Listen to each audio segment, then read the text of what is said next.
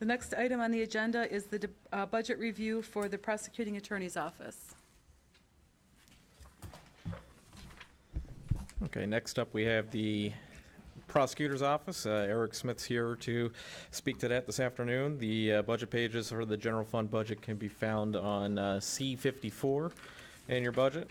There's also a prosecuting attorney forfeits fund that you'll find on page D15, and a prosecuting attorney grants fund that you'll find on page D38.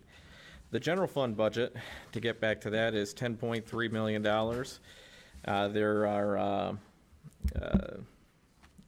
basically there's two big positions that are coming back into the general fund department this year, and that's the result of a transfer in from the grants fund where the position used to be. The general fund has been paying for 100% of those funds, of those two positions, one for a principal trial lawyer, one for an assistant prosecuting attorney for at least the last few years as the grant funding had faded away. And then also in the grant fund, there's a new position for a part-time typist clerk that represents half an FTE. And with that, I'll turn it over to Eric. Did you make mention of the deputy too? The deputy's in the sheriff's. Oh, that's in the sheriff's budget? as far as where it shows up in the position count. Oh, okay, so I don't even have to address it. Oh, you can. But it's not in the chart. We heard you.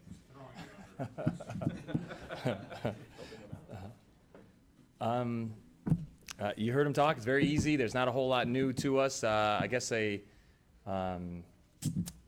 part-time clerical through our paternity grant, which the state picks up 2/3 of that funding. There's obviously no benefits involved, no legacy costs. And the deputy, that goes under Tony's budget, but 2/3 of that is paid for by the state as well. So those are the two new positions. And then I spoke about the two positions coming out of the grant, coming back into our general fund, which the general fund has been paying for the last several years. Even when it was in the grant, it was maybe a couple $1,000s that the grant was paying for, and that's long since. At one point, many, many years ago, it paid for a secretary, cops on the street, an APA. That has been dwindling over the entire 15 years I've been sitting in this seat, down to where it's been nothing for the last several years. So that's just an accounting move. Doesn't cost anything extra. I guess our only new thing is the 1/3 of a part-timer, which is about $5,000. Is that about it? Yeah. So that's it. How does that work, 1/3 of a part-timer? Well, since that position will be assigned to our paternity division, like the deputy assigned to our paternity division, the state pays for 2/3 of everything in the paternity division. So if we get this approved, this part-time position, the entire amount is $16,000, something like that. So the state pays for 2/3 of that amount. The county's on the hook for 1/3. So that's where the $5,000 whatever comes from. Could you just give a brief overview on the paternity department? Because I think some commissioners may not associate the paternity with the prosecutor's office, and how that works, and then the funds that you bring into the residents of the county through the work that your office does on that. Sure. Well, we have, in excess of 20 people on our paternity budget. Once again, the state pays for 2/3 of that. And what we do is we establish paternity. We have we have mothers come in. Then we have our 4 investigators, which you guys approved 2 new investigators a couple years ago. And by the way, since we've had those 2 new investigators approved, our service rate has had the highest increase in the state over that time of all the counties. So we've gone from going to these conferences where we are at the absolute bottom to now we're at the top. So it's a very, the money that we spent has been very helpful to the kids of the county and to the mothers of the county and to the state for that matter. Because once we establish paternity, then they go to court. The court assesses costs to the putative fathers to pay to the mothers or to the state if the mothers are collecting ADC from the state. Are there any questions or any discussion? Commissioner Carabelli, I'm sorry. Thank you, Madam Chair. A couple of quick questions, probably for, I don't know if you can answer these or not. We go into reimbursements. Looks like this is a typo, or is this a new trend we're gonna be setting? You have, Talking to you. under revenues, the charges, I'm sorry, reimbursements. You, 2017, we're at 16 and a half, 17 adopted 20,000, 2017 amended 2,000. 2017 forecasted 20,000, then 2018, 20,000. Is that just a typo? You're on the forfeiture fund, did you say? The reimbursements? Okay.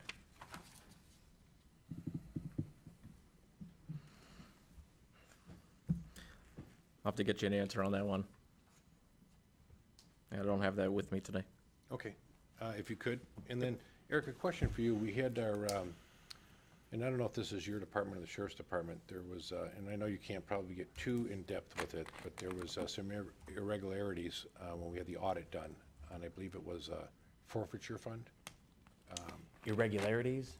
As commissioners, if you can help me, when they had the audit, they said that there was some,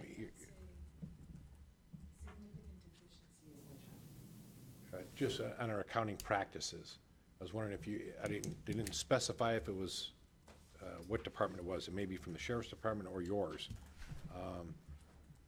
And I don't know, commissioners, if anybody else has that information available, I don't remember. I remember, as a point of information, it was what they call it's not the most serious. It's the second category, which sounds serious. It's like a substantial irregularity or something.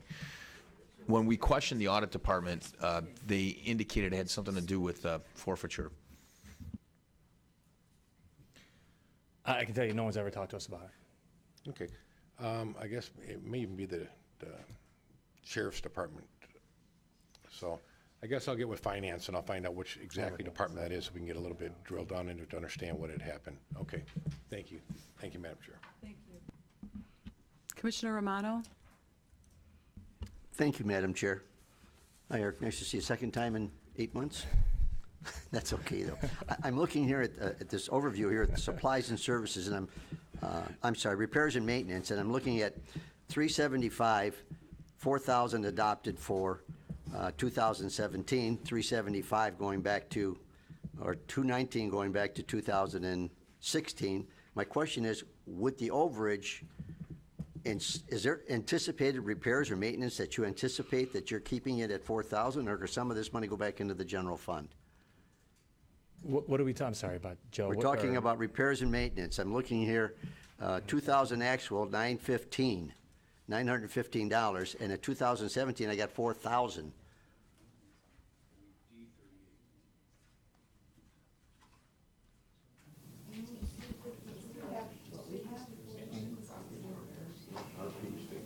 Do we add copiers this year? Yeah, that's mainly for copier repairs that you're looking at there. And if we add or reduce the actual number of copiers in a department, those charges would go up or down congruently. There's a wide berth here from, as I said, 375 to 4,000. I mean, if that money is necessary, I totally agree, let's keep it in there. But if not, let's return most of that to the general fund. Are you anticipating repairs to that amount? We allocate it year to year based off of the count or the anticipated count. So we'd have to get back to you on the detail for this particular department, but I'm sure that's what happened. The overages go back to the Okay, general fund. thank you. The overage would go back to the general fund, somebody just, Yeah. okay. Yeah. All right, thank you. That's all I have. Thank you, Madam Chair. Commissioner Drollet? Thank you, Madam Chair. This is probably more for finance than it is for Eric, so. Move. So, it's a question I asked on another budget yesterday, and maybe it's the same answer, and that is the pension retiree costs, which have been going down in a number of departments as a result of the switch over to the defined contribution plans. Mm-hmm. But it doesn't show that it's going down here. I believe it is going down there. I think it's going down by 50,000 in the general fund, 40,000. Oh, 40,000, yeah, but okay, it is going down, you're right, it's just not a very significant number. Is it that we're paying, is it just because there hasn't been very much turnover in this department? Comparatively to the sheriffs, where we first talked about this, it's kind of the same explanation as before, where depending on the percentage of the workforce in a given department that has turned over since the pension system was closed 12/31/2015, that would dictate how much of a drop you're seeing there. Because the components of that account are debt service, effectively an allocation of the debt service for the OPEB bonds, which is going down overall every year from here on until those bonds fully mature. But then the second component is the allocation of the defined benefit annual required contribution, and that drops depending on what the mix is of the active employees still in the department that are defined benefit pension folks versus the newer hires that are all now defined contribution. Right. We also heard that from another department that that some of the reason why the drop wasn't very significant or even had increases because they were making contributions to get a higher percentage funded within their defined benefit plan. Do you know if that's taking place here? Is that reflected in that number? No. What's going on there, and I believe you're referring to roads yesterday, Yeah. is that roads had a lower funded ratio than the other divisions. Okay. When we say that we're, and I'm just rounding it here, but 97% funded, for example, there's components in that pension system comprised of general, sheriff, roads, and Martha T. Berry. So yesterday you saw Martha T. Berry, I believe it was yesterday, and roads. Roads is lower funded. They want to catch up to the rest of us. That has to do with their benefit structures and how they funded things historically leading up to now. So they're choosing to do an extra contribution over and above the annual required contribution, which is why their line item is actually going up. But the general division, which is what the prosecutors, employees, and finance, and most of the other departments you're seeing other than sheriff, that general division is seeing the slight drop. Okay. Okay, thank you. That answers that question. I've got one more, if I may, and this is, I guess, potentially more for Eric. I mean, one thing I'm asking one way I'm looking at every department is how much is the budget going up compared to inflation in general, and is there a reason why we would be spending, more than the rate of inflation? And there is for some things, obviously. And this budget is pretty close. It's about 3% increase, which is probably, I don't know what the rate of inflation is, about 2.5% or so. So I guess it makes me ask the question, what has the caseload been like? Has our caseloads been steady over the last few years, going up, going down, Eric? Is it? Well, when we're talking about what we're going up now is it's the paternity section. So our cases have significantly gone up because of the new investigators that we had. And once again, the state pays for 2/3 of all of that in there. Our general caseload, of course, goes up every year. But when we're talking about 2% versus 3%, I guess for us, the $5,000 for a part-time employee working, 29 and a half hours a week, for us is, we're getting our bang for our buck. And then you add to that the deputy. This is the first time since we've moved to this building that our paternity division will be with us. So ever since I've been in this job, since 2005, I've had 20 employees who haven't worked in the same building as me. They've been on 3 different floors in that building, the 6th floor in that building, and now they're over at North Rose. They've been spread all over the place.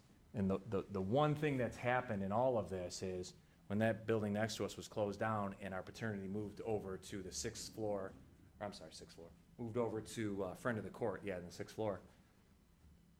We've always had trouble with putative fathers and their girlfriends and the mothers and their new boyfriends and the kids. It's a very volatile situation.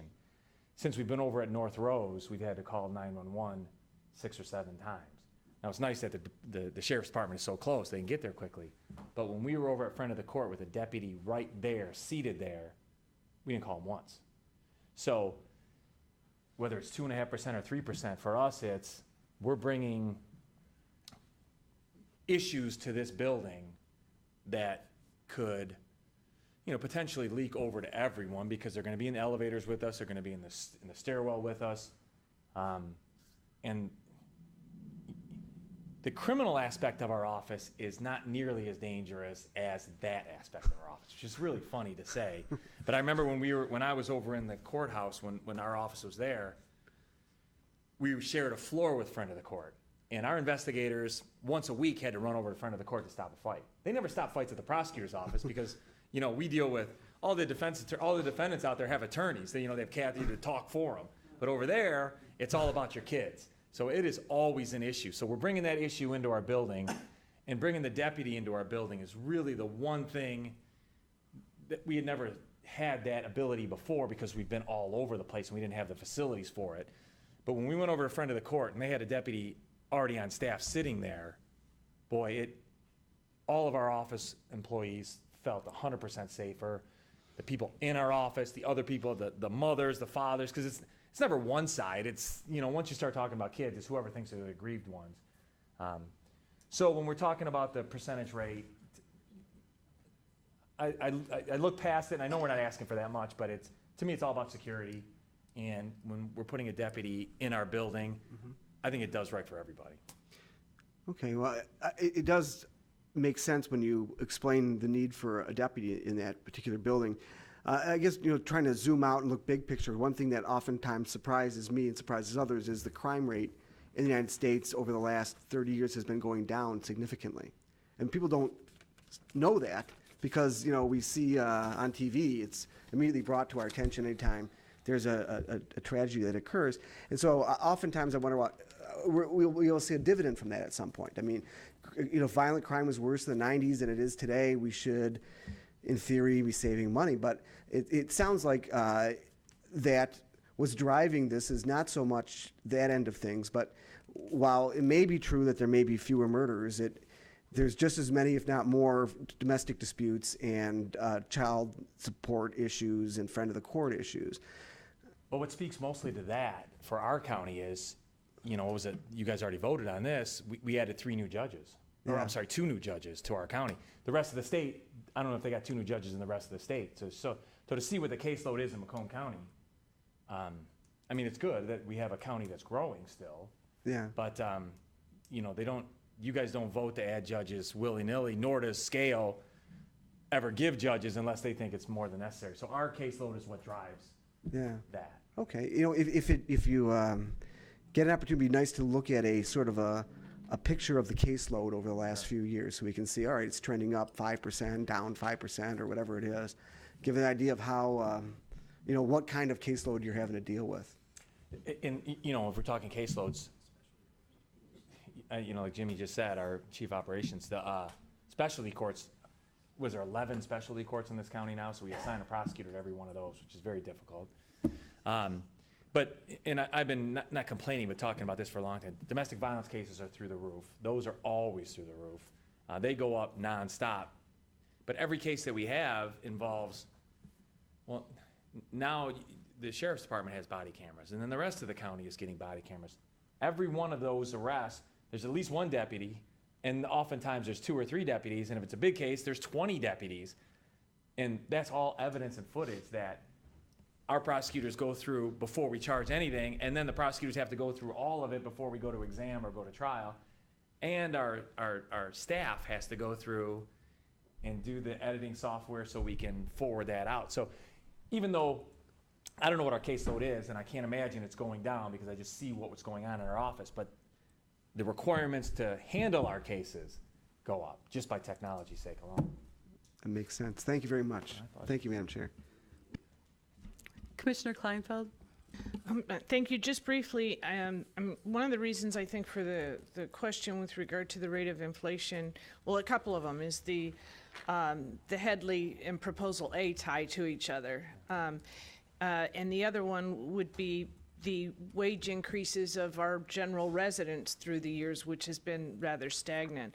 But the crime rate change from the 90s to today doesn't take into account in Macomb County that the county has grown dramatically since the 90s. There's more and more and more people, and there's a changing demographic, but there's also, just generally speaking, nationwide, a changing culture. And it seems to me, just from what I read in the newspapers, that I thought the cases that would be more expensive and more significant have been rising, not falling over the years.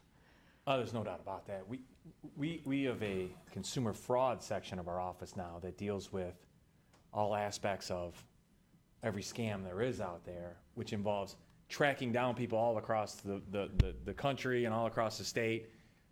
And then the paper trails. Just today we were talking about a case with 2 seniors that were scammed by a money manager in excess of a couple $100,000 each, and there's 7 Macomb County victims and 30 overall. But they're having to deal with LARA, the licensing and regulation agency. Those cases that we're dealing with now, we're not just dealing with the sheriff's department or Warren PD. We're dealing with, state agencies, and we're dealing with the feds. The feds are coming in to talk. All of these cases are, just like I said before, they're just more involved.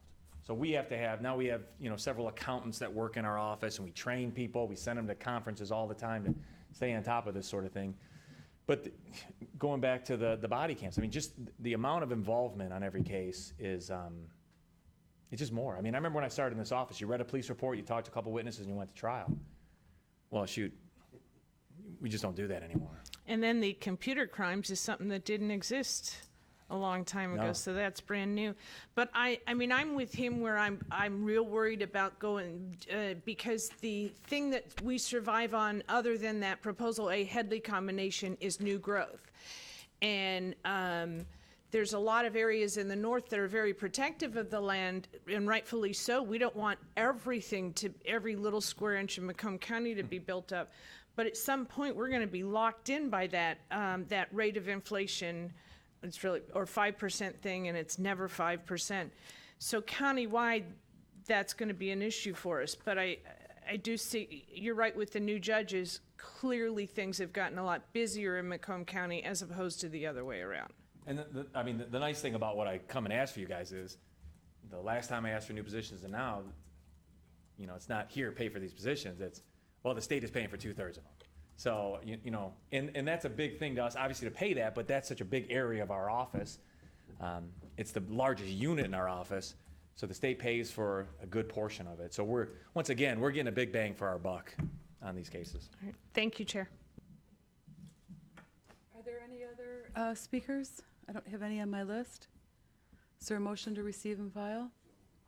Moved by Carabelli, supported by Lucido. Please vote on your iPad.